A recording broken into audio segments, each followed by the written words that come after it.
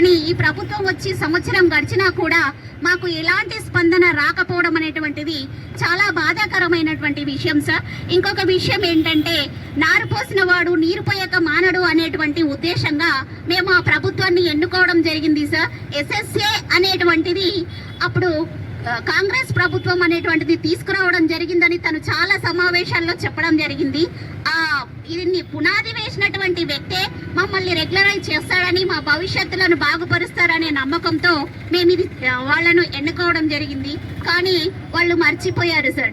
ఇప్పటికి 15-20 సంవత్సరాలుగా విసిగి విజారిపోయి ఉన్నాము, కానీ ఇప్పటికీ మమ్మల్ని పట్టించుకోవడం లేదు.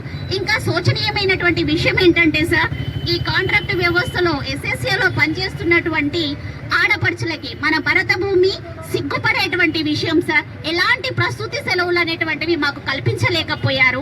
ఒక పురిటి నొప్పుల బాధ అనేటువంటిది గౌరవనీయులైనటువంటి ముఖ్యమంత్రి గారు, మీకు మీ భార్య, పిల్లలు, ఆడపడుచులు అందరూ ఉన్నారండి. ఆ బాధ అనేటువంటిది మీ ఫ్యామిలీ మెంబర్స్ ని అడిగి తెలుసుకోండి సార్. మా యొక్క ఆవేదన ఏంటంటే, అలాంటి ప్రసూతి మాకు లేకపోవడం వలన పురిటి నొప్పుల అవస్థలను భరించుకుంటూ కూడా మేము ఉద్యోగం చేయాల్సి వస్తుంది సార్. ఉద్యోగం అంటే మేము ఉద్యోగం చేయకపోతే మా కుటుంబాలు అనేటువంటివి గడవలేనటువంటి పరిస్థితులు కాబట్టి మా మాతృత్వ వేదనను, మా పిల్లల యొక్క ప్రేమాభిమానాలను కూడా మేము వదిలేసుకొని ఉద్యోగాలు చేయాల్సి వస్తుంది. కాబట్టి దయచేసి ముఖ్యమంత్రి గారు మా యొక్క వేదనను వినండి, మమ్మల్ని కాపాడండి, మమ్మల్ని రెగ్యులైజ్ చేయండి. మేము కూడా మీ ఆడపడుచులమే. తెలంగాణ ప్రభుత్వం రావడానికి మేము కూడా కష్టపడ్డామండి. తెలంగాణ ప్రభుత్వం అనేటువంటిది ఏ ఒక్కరి సొత్తు కాదు, ఒక్కరు పాలిస్తే వచ్చింది కాదు.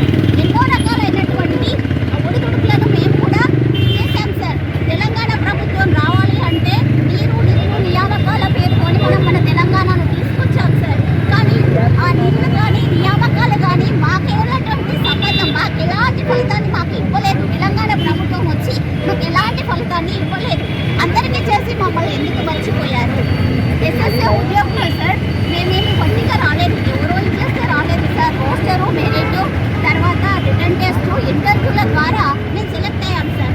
రెగ్యులరైజ్ అవ్వడానికి కావాల్సినటువంటి అన్ని అర్హతలు కూడా మాకు ఉన్నాయి. అలాంటప్పుడు మమ్మల్ని ఎందుకు రెగ్యులరైజ్ చేయడం లేదు, మమ్మల్ని ఎందుకు మర్చిపోయారు అనేటువంటిది మా యొక్క బాధ సార్. ఇప్పటికైనా దయచేసి ముఖ్యమంత్రి గారు మా యొక్క వేదనను అర్థం చేసుకొని మమ్మల్ని రెగ్యులర్